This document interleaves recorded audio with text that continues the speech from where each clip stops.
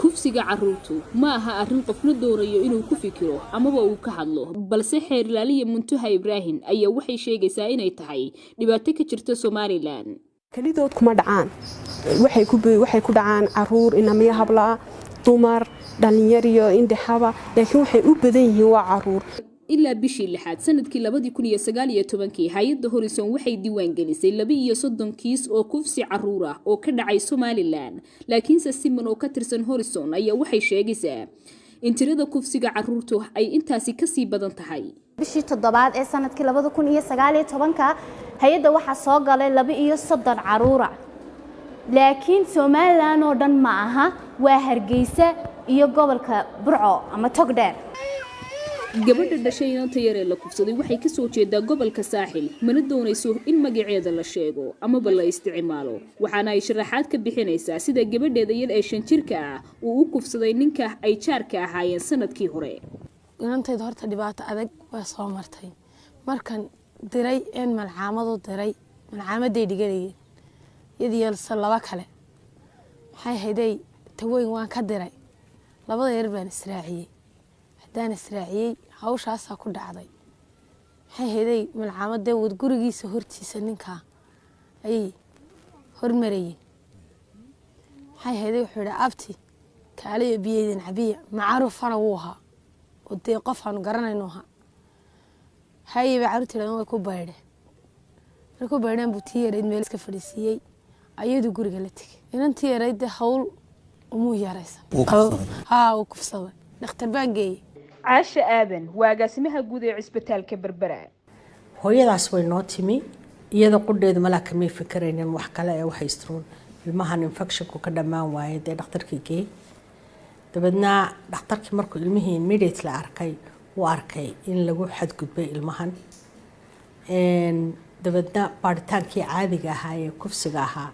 ayaa la galay agaasimaha guud ee cisbitaalka magaalada Berbera waxay xaqiijisay in dhakhtarku ogaaday in la kufsaday gabadhan yar intaasi kadib waxa la xiriiray ciidamada booliiska sidaasina waxa lagu soo xiray ninkii kufsiga ku eedaysnaa uu qirtay waa la weydiiyay uu qirtay مضافرين ممرمرين أنا كفسدي kadib markii eedaysanaha la soo xiray laba maalmood ayuu xabsiga ku jiray odayaal uu ku jiro aabaha dhalay gabadha yar ee 5 jirka ayaa bilaabay in xeer dhaqameed ay arrinka ku xaliyaan halkaasi oo eedaysanaha qoyskiisu ay lacag magdhow ah siiyeen aabaha dhalay inanta yar ee 5 jirka ee la kufsaday si loo ilaawo kiiskaasi aniga nagay bahawshi la guda galay oo aniga la igala tashay حتى أبيهد لقراتش هوش مركي لا دمستا أبيهد لو يادا وحال هوش وانو دمينين إنو نلاقاضو ولقات ويمي هوش لقات ولا قاليوري نينكنا waa laga fasaxay waxaan ogaaday habeenkii la iga fasaxay ila sii daayay dibgeystihii inanta yar hooyadeed aad ayay ugu cadhootay arrinka odaygeedu aqbalay ee heshiiska xeer dhaqameedka iyo in ninka falka geystay la sii daayo xeer ilaaliye Muntaha Ibrahim ayaa waxay sheegtay in heshiiskiyada noocaasi oo kala ah aanay dan u ahayn ilmaha yar waa koowe qofkan in dibta la soo gaarsiiyay marka laga heshiiyo isaga waxba kama gaadho waxa heshiiya waa caaqilo oday iyo odayaal wax aan faraguudkooda ba ka gaadho horta iyaga waxba kama gaadho waa mid labaad ee qofkan wax geystay wuxuu la maraa barta wixii uu geystay isagoon laga jarin oo taa waxa yani waxa kaloo iman karta qofkan u geystay oday dhaqameedkii ka heshiiyay inuu inan yaro kale ku sameeyo ama inan yaro kale ku sameeyo marka maanta laga heshiiyo qofku wuxuu arkay wax iisiyo barito la odaygoodii ka sii deyn karo marka qof kasta da kasta oo yahay uu la kulmo dhibaato adag oo ay ka mid tahay in la kufsado waxa uu u baahan yahay la talin ku saabsan saameynta maskaxeed ee arrintaasi ay ku yeelatay يعني waxaan la yiraahdaa cilmi nafsiga ama psychology-ga ilmaha dhibaato weyn baa gaadha يعني marka laga tago wixii physical ama يعني qofka jidhkiisa ku dhacay marka laga tago muxuu ahayday maskaxiyan wax weyn baa ku dhacaya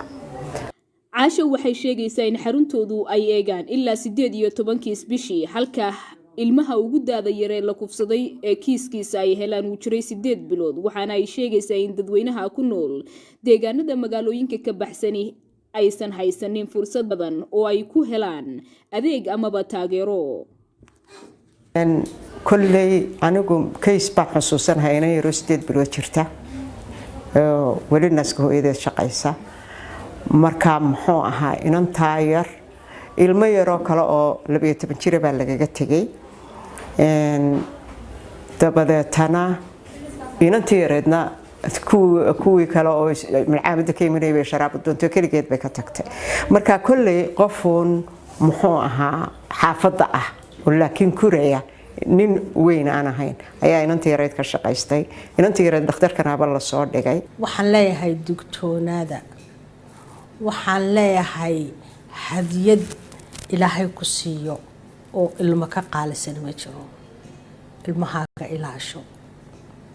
nasiib darro hooyada dhashay gabadha yar ee 5 jirka iyada iyo inanteedu ma ay helin wax tala bixina laakiinse waxay heleen cadaalad kadib markii hooyadu ay diiday heshiis uu odaygeedu ogolaaday maxkamadda gobolka Saaxil ayaa 12 sano oo xabsiga waxay ku xukuntay ninkii loo haystay kufsigaasi garsoorihii kiiska gacanta ku hayay ayaa amray in la soo xiro odayaashii iyo aabihii inanta yar dhalay ilaa inta ay ka celinayaan lacagta ay qaateen waa markii koobaad ee arintani ay Somaliland ka dhacdo waxaana ay muujinaysaa in marka ay iskaashadaan hay'adaha kala duwan iyo nidaamka cadaalad in laga wada shaqayn karo sareynta sharciga